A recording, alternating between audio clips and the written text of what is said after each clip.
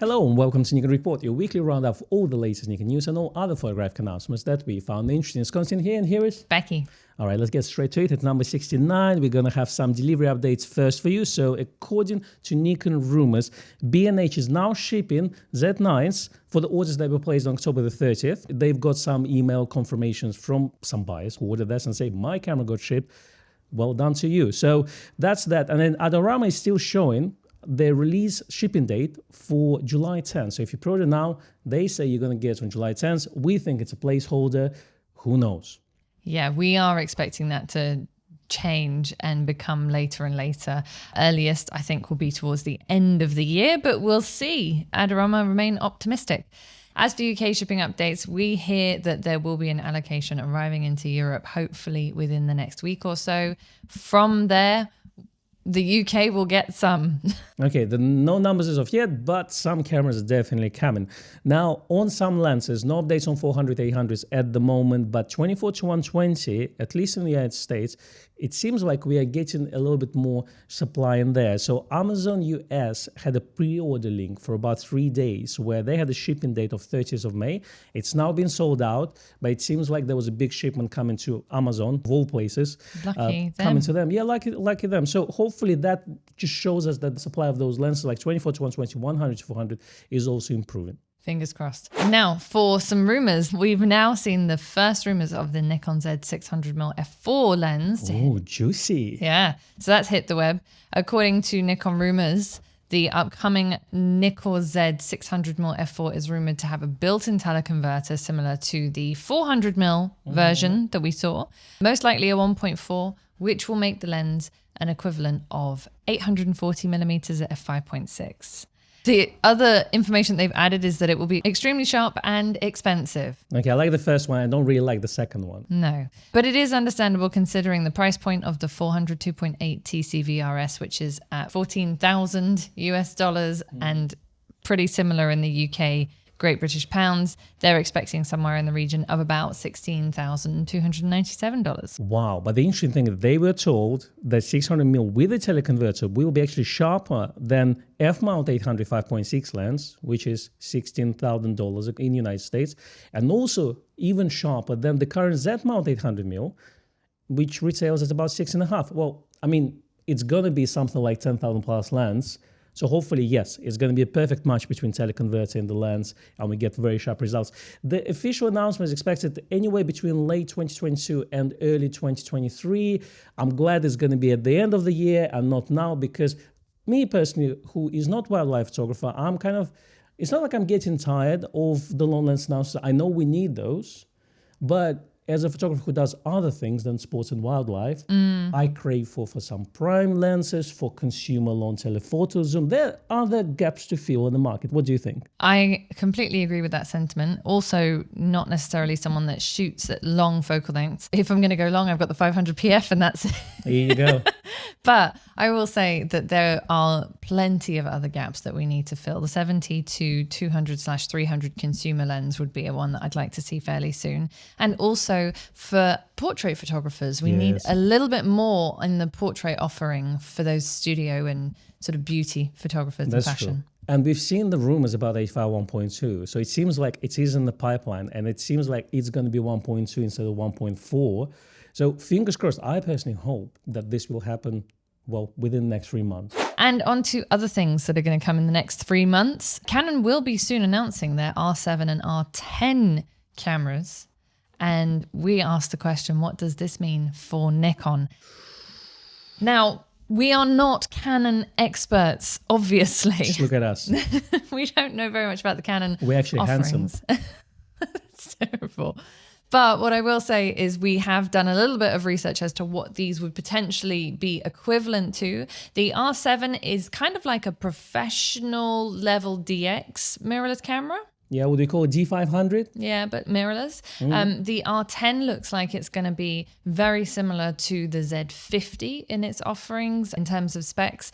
Now, here's the thing. If Canon are releasing two DX cameras, We haven't heard anything, obviously, rumor-wise, that Nikon are going to be releasing any more DXZ bodies, but we are hoping, and we have spoken many times about Z30s, a Z50 Mark II, even a Z90. Like obviously, we're balancing those with the DSLR names. They won't necessarily be called those. But if Canon are bringing these out in the next 3 months, what do you think Nikon might do as a response? All right. Canon and Nikon, they generally release products side by side all the time. Either Nikon's first and then Canon second, and vice versa, etc., etc. So in this case, it seems like Canon's going to announce their cameras at the end of this month, so they will come first on this one. But just looking at R7, which is more like a D500, again, we could be totally wrong because we are not Canon people, but just looking at the specs, it's going to have this super fast processor, which apparently will give them something like 20 frames per second. It's going to have 32.5 megapixel sensor, which is considered to be quite high for DX.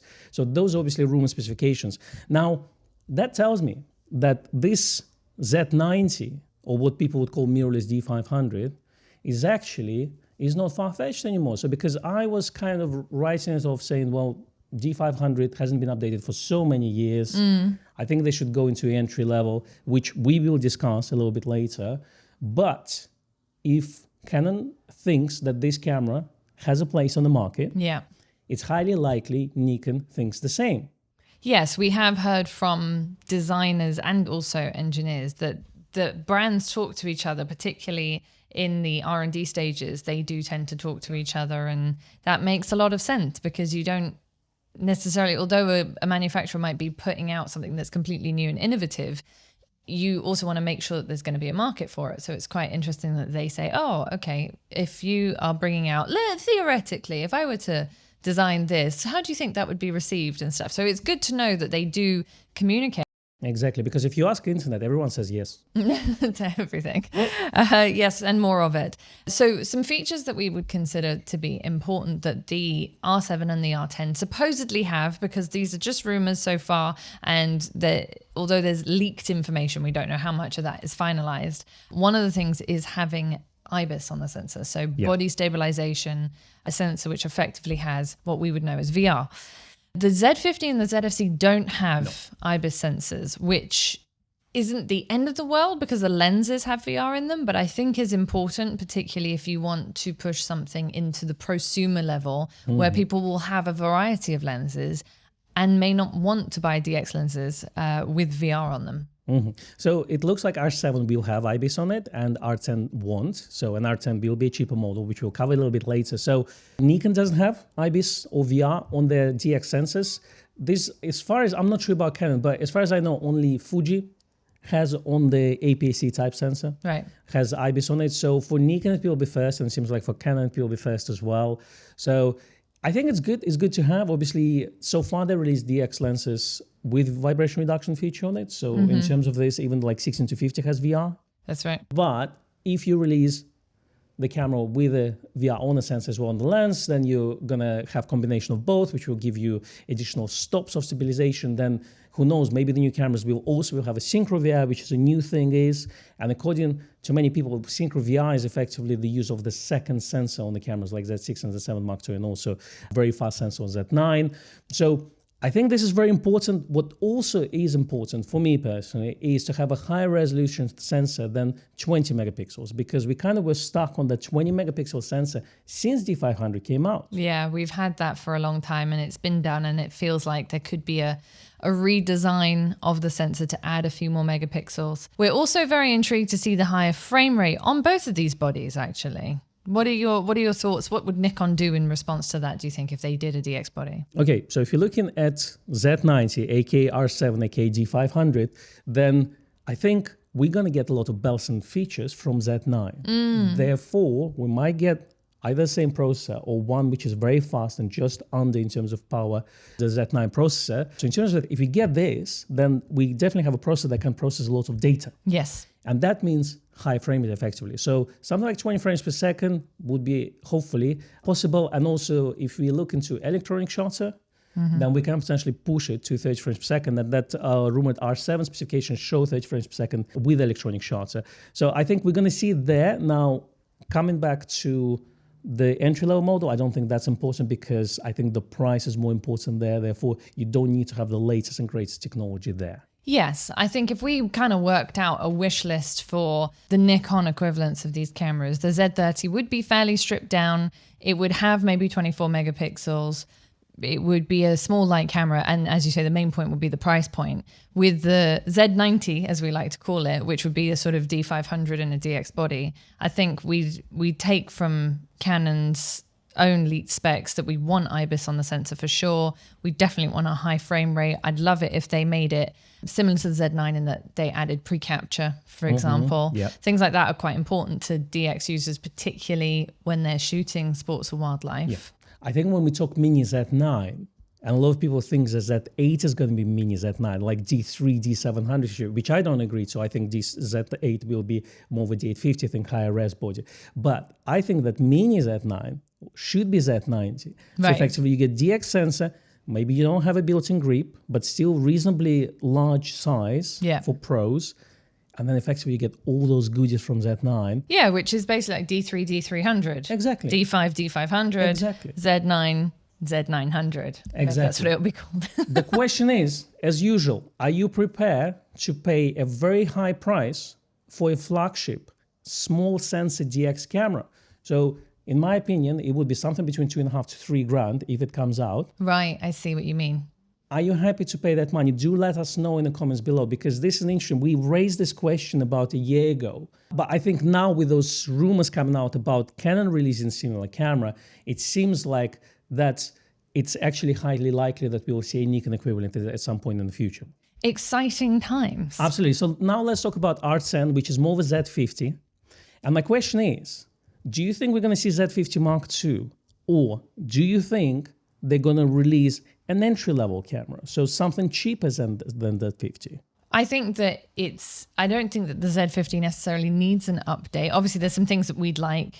The ZFC kind of added some of those things. So like anyway. Charging while you're shooting and recording, Exactly. A second card slot would be lovely, but it's not necessary for that camera. I'd prefer it if they brought out a lower level entry point for the DX market. I know many people that would be quite happy with £300 or £400 DX kit where they could start out in the Z system and then obviously work their way up through. Even pro photographers who want a holiday camera. I mean, at the moment, the Z50 does that, but it's a bit more expensive than a D3000 series camera. So having that just a slightly cheaper entry point would be great. You're right. I think we're not going to get the £300-400.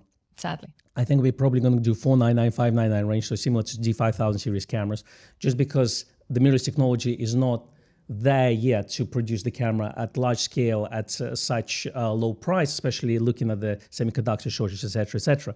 However, I think if we think about Z50 Mark II having IBIS and maybe a newer sensor and staying at the same price point, then the current Z50 will become this Z30 or Z40, whatever you call it, at a cheaper price, because we don't need high frame rate, we don't need new sensor. So put a 20 megapixel sensor, make it 5 frames per second, keep the same autofocus, remove maybe the viewfinder, or, well, hopefully they'll keep it, but let's say I can see as a cost-cutting measure that they may remove the EVF as well. Yeah. So, and make it something like $499 or $599 with a lens. I think that makes more sense. I don't think it's going to compete with R10, but I think if they release that camera, then effectively Z50 has to be replaced as sub, because then you have a cheaper camera that does the same as the more expensive camera. Therefore, you need to release Z50 Mark II with a newer, refreshed specifications. I'm with you. So, and then also, I think it's important to talk lenses. I think if you're talking about R7 or Z90, I think a lot of those pros will use long telephoto lenses, which are full frame. Now for entry levels, I think we need more lenses. Okay, we got 16-50 and 50-50 lens, which cover most of the range, but we still need a wide angle, ultra wide angle lens. Which is DX. on the roadmap, but yeah. We still need something like 18-300 all-rounder. Sure, we've got the 18-140, but it's not quite the same thing.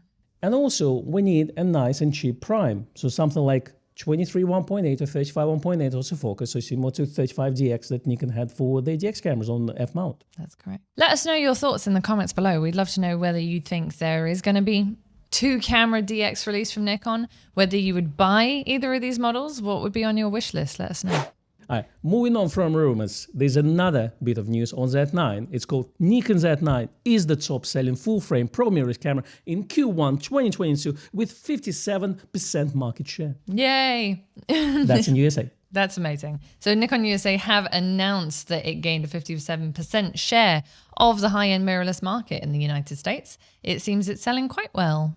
Yeah, according to the market data from the NPD Group has confirmed that Nikon Z9 is the top-selling professional flagship in the first quarter of 2022. The data is based on comparison of US unit sales of full-frame mirrorless cameras with an average selling price of $5,000 or above. So effectively, if you're looking at competitors in that range, we have Canon EOS R3, which I wouldn't call a competitor just based on specifications and reviews.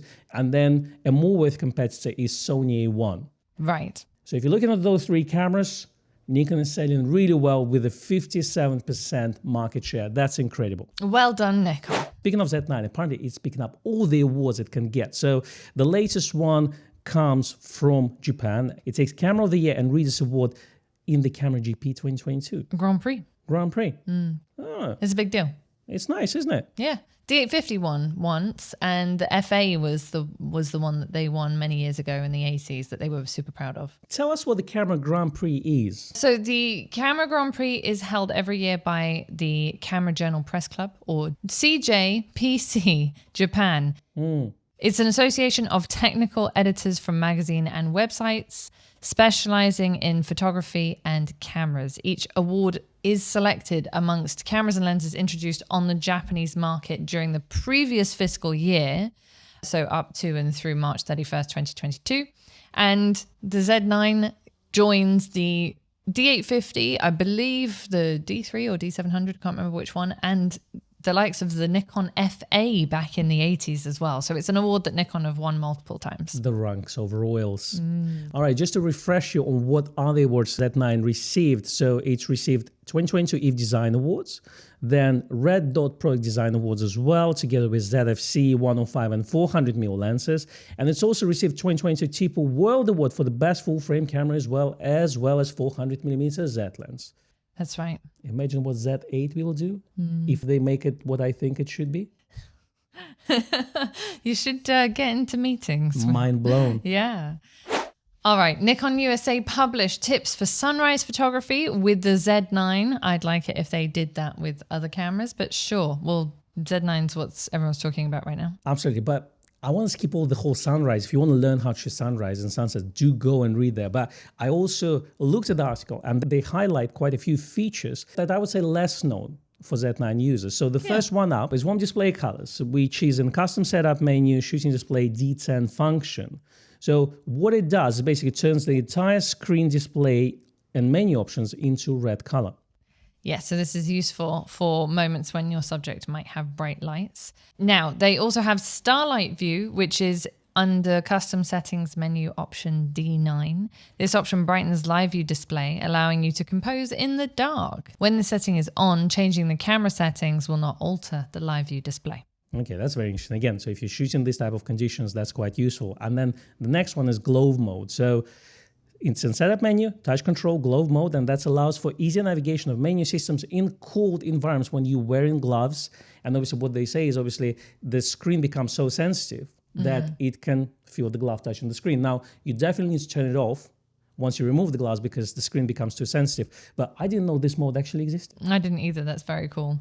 We also have extended shutter speed. So in the custom settings menu, we have an option called D5, which is extended shutter speeds. And when this is on, this enables shutter speeds beyond 30 seconds to be selected when changing shutter speed. This mode originally came first on D780, and then it's now available in most Nikon cameras released after that, but it is hidden in the menu, so a lot of people don't know about that. That's right. So we've highlighted them just for you.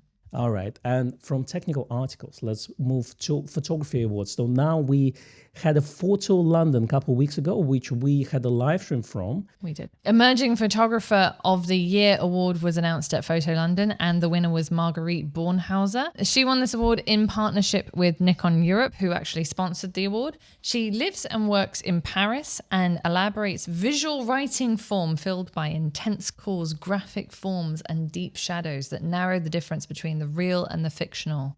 The artist expands all details, plant outlines, building shadows, human bodies, and all of these are isolated and decontextualized and close to the abstract realm. Wow. Okay, well, let's skip all that and move to the actual goodies that she'll receive. So apparently she'll receive Ultimate Z Series kit suited to her style of photography, including Z5, Z6 II, or Z7 II, camera of her choice basically, and 2 Nikon Z lenses. She'll also receive Nikon training how to use those cameras.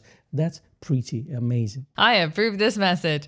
Fantastic. Now imagine what kind of pictures she can take with all the Z gear, because she's got her creativity covered already. Yes. So now she'll have the technical part up to the standards as well. That's right. We're going to include a list of the nominees and the People's Choice Awards in the description box and podcast notes. So if you're interested, do go check that out. All right, let's move on to corporation news. So the board of directors has decided to nominate the directors who will be submitted for subject to approval at annual general shareholders meeting on June 29th, 2022. If you understood all this, now follow me. So we have 2 new nominees. So first one up, if I can't butcher his name, then who can? Tsuneyushi Tatsuoka is nominee for new external director. That's excluding directors who audit and supervisory committee members. And retiring director is Akio Nigisha. I'm glad we're spending all this time on our podcast for this. The next one up is Makoto Sumita, and retiring director is Kunio Ishihara. Beautiful stuff. Let's move on to the next news. All right. Nikon Corp also published several notices on their website. They noticed, why did you include this? They published notice on changes of investment ratio to subsidiary company. Nice. And notice concerning partial amendments to the Articles of Incorporation, as well as a notice concerning the revision of compensation system for directors other than those who are audit and supervisory committee members. Fantastic. And while we are Nikon photographers, probably don't care about the things, and probably no one does, even me, and I'm into stats, especially financial things. But I think we cover everything Nikon. We try. The good, the bad, and the ugly. And all the Nikon Corporation things we don't understand. So we will include them, but obviously we're not going to spend too much time on them. So let's move to a bit of financial news since you love it so much. So NASDAQ published an article by Zacks Equity Research, which is called Nikon Revenues Increase Year on Year in Q4, Outlook Upbeat, which breaks down the financials, what we did last episode, but in article form. So if you don't like the way we covered it, you can look in there, which is really nice. Tell us what NASDAQ is, Becky, because you are clearly a stock and shares investor. It is the National Association of Securities Dealers Automated Quotations. It's also a stock exchange, which covers 3,300 companies that are publicly traded. Most of them are tech stocks. So that's pretty good.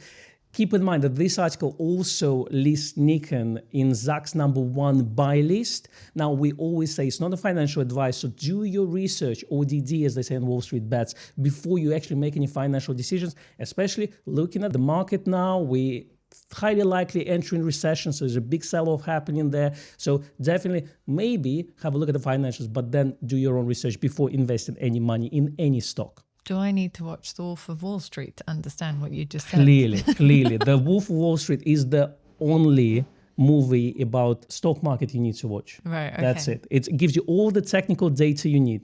Good to know. Okay. I mean, I didn't read anything else after this. That was enough. It's 3 hours already. Come on. You're a pro now. Exactly. Okay. Now, JP Morgan, hire me.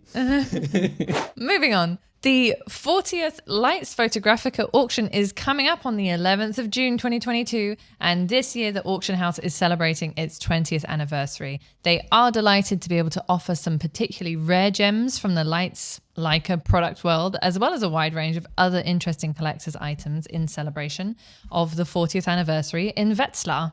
And they have some Nikon stuff for sale. Oh boy, they have some stuff in there. So let's go through that. So we got Nikon C in Leica M39 mount. That one starts about €1,000. That's cheap. Now, they also have a bunch of rangefinders as well. I can see an S3M, a half frame in there. Starting price is €20,000, and it's expected to sell for 40 or 45,000 euros. That is a rare beast. It is. I can also see that they've got an S3 with an S36 motor drive.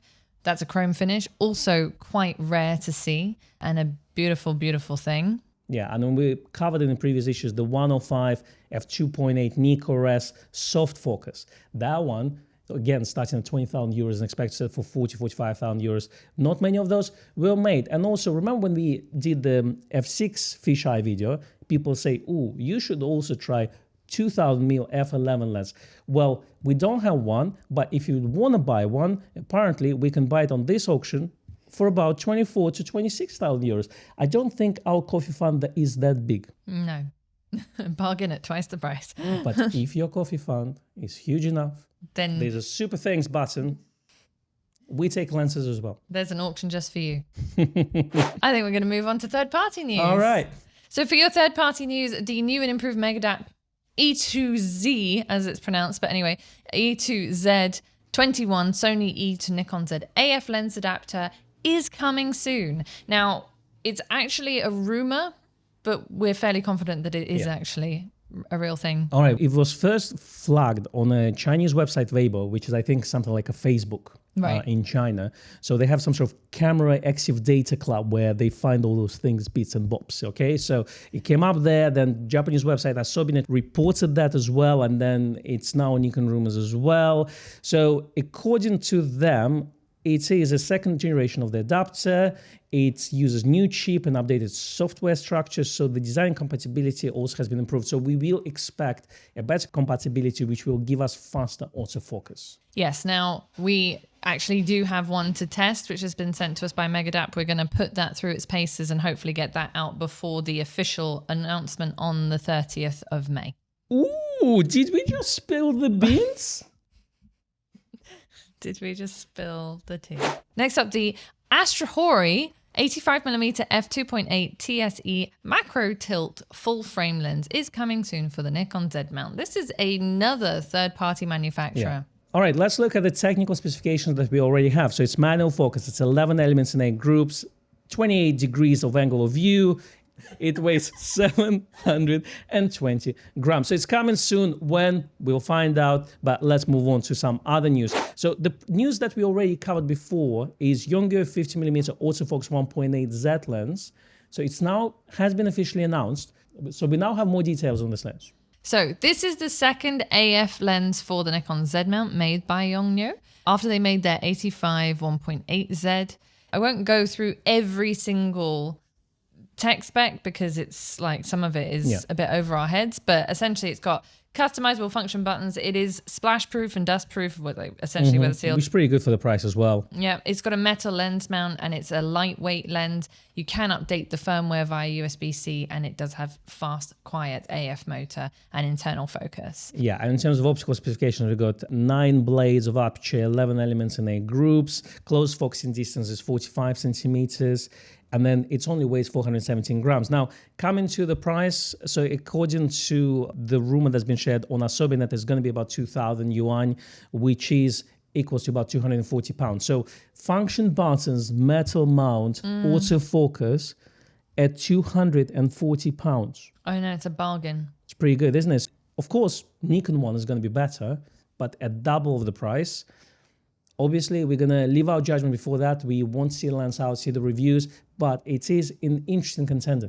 Speaking of third-party lenses and new Z firmware compatibility, we actually did get a viewer very kindly get in touch with us. If you have a Z camera, for example, in this case a Z7 II, and a third-party lens, in this case a Viltrox 85mm, the new firmware can actually break compatibility with the lens. Now, this happened before with other lenses where the firmware update happened and then basically the third-party lenses would no longer autofocus on those Z bodies. So I would hang on if you do have one of those third-party lenses, just because there will need to be a firmware update on the lenses themselves in order to fix that. Yeah, if you've got manual focus lenses, maybe it doesn't matter. But if you've got autofocus lenses, definitely wait for maybe some reports in the forums, maybe wait for the firmware update from the manufacturer of the lens before updating to new firmware. But also, the new firmware that came out for Z6 II and Z7 II, we have a report from a customer of ours who had very early AFS 300 f2.8 lens. And apparently, it's also stopped focusing via his FTZ2 adapter. Now, he's now in communication with Nikon trying to solve the issue, but it seems like it's probably some sort of bug within the film update, so they will update it soon. Okay, this doesn't apply to all AFS type lenses. It's apparently just for his lens that he tested. It did work on the previous version of the firmware. It doesn't work on this one. So do keep in mind that if you've got some old AFS or AFI type lenses, maybe, again, wait for the reports online before updating to the latest firmware. Exactly. Now to some other third-party news. Three-Legged Thing have updated their new legends, the J and Mike tripods. The kits now come with the Airhead Cine video heads based on customer feedback. This is actually fantastic if you are a cinematographer or a photographer that looks at doing some video from time to time. It means that you can actually get, if you buy a brand new J or a mic tripod from Three-Legged Thing or from us, via us from Three-Legged Thing, then you can order it with the Cine head. All right, let's move on to some software news. The On1 Photo Raw 2022.5 is coming in June with Nikon Z9 support. There's a bunch of other improvements, so do have a look in the list and the link under the video, but the big update is coming soon. Let's move on to reviews. There's only one review this week. It's on Z28 to 75 f2.8 lens by Grace of Westminster. It's good, isn't it? It's very good. We do review videos. I really like how they do reviews on the, they're so technical. They do all the brick wall tests. They put them on the benches. We compare them to every single other lens that's on the market. Exactly. And what I love about their reviews as well, they use lens hoods all the time. All right. For your weekend read and watch segment, we have another live stream from yours truly. This is the DSLR's Rule live stream. Now, actually, I have to say, I was very proud of this live stream. It had tremendous feedback. It's had a huge number of views. It really generated the conversation about DSLRs and why we love them. So go and check that out if you haven't. I think it was one of our best live streams we ever had, at least for this year for sure. Yeah. All right. And now let's talk sports. So English Premier League season has finished last Sunday. So the final games we played, the table is out. Manchester City got the trophy. Many of our viewers know that I'm a Crystal Palace supporter because it's my local club. So apparently, Crystal Palace photographers are using Nikon cameras. And not the photographers that are shooting now, but also photographers who shot in the 70s. So I've got two videos for you to watch. So the first one is the first female football photography, High Money, who tells a pioneering story how she was the first woman photography in 1970s. Okay, so when High Money first walked into the press room at Selhurst Park, she was met by a sea of men and taunted for being a woman. She was refused entry to Wembley and told by Fleet Street journalists that they'd walk out if she photographed Wimbledon. Oh, how things have changed. She started in 1970 and shot with a Nikon F, looks like a Nikon F Atomic, with a battery pack, a big Metz flash on it, and what looked like something around the sort of 135 end of lens. It was difficult to tell. It wasn't focused on the gear and more on her career. But do have a look at that video. It's a fascinating story. Yeah, and moving on to modern times, the current Crystal Palace Football Club photographer is shooting on a couple of D5s. His name is Seb Fresh as well. So if you want to have a look at his video, what he does, what kind of photography he does for the club, have a look in the YouTube link, and there's an article on the Crystal Palace website. So here you go. If you've got any other similar videos from all other clubs, or perhaps even other sports, could be NBA, could be NHL, etc., do email us. And if you have a rumor to share as well, do email us as well at media@gracewestminster.co.uk. And last up, the best photography grants and scholarships in 2022 have been listed by Petapixel. Every year, millions of dollars in grants are awarded, but most photographers might not know about them. Foundations, nonprofits, and private companies are looking for talented photographers with a fresh eye and a new take and are willing to pay them for it. So here are some grants for photographers that are sure to help fund your project in order to tell the story your images will convey and how to apply for them. So click the link in the description box or the podcast notes if you're listening, if that's of interest to you. All this money to be had, and we just don't know anything about it. Don't know how to get our hands on it. Thank you very much for watching and or listening. Please give us a like and a subscribe if you're on YouTube. If you found this video useful, you can give us a super thanks. Always appreciated. And you can find us on the internet. Oh yes, absolutely. We are on all podcast platforms via audio version of the podcast. We're on Apple Podcasts, we got on Spotify, Amazon Music, and also all other bunch of platforms. So do find us there if you do like a high version of this in 320 kilobits per second. Why are you speaking like that? Because I like to speak numbers like this. So, but also we are on Instagrams of the world. I'm at Konstantin Kochkin and Becky's Rebecca_Danese. We publish pictures of the lenses that we review. So if you want to check the samples of those lenses, do head to our Instagram's accounts. That's right. And that's it. We'll see you next week. Thank you very much. Bye-bye. Bye.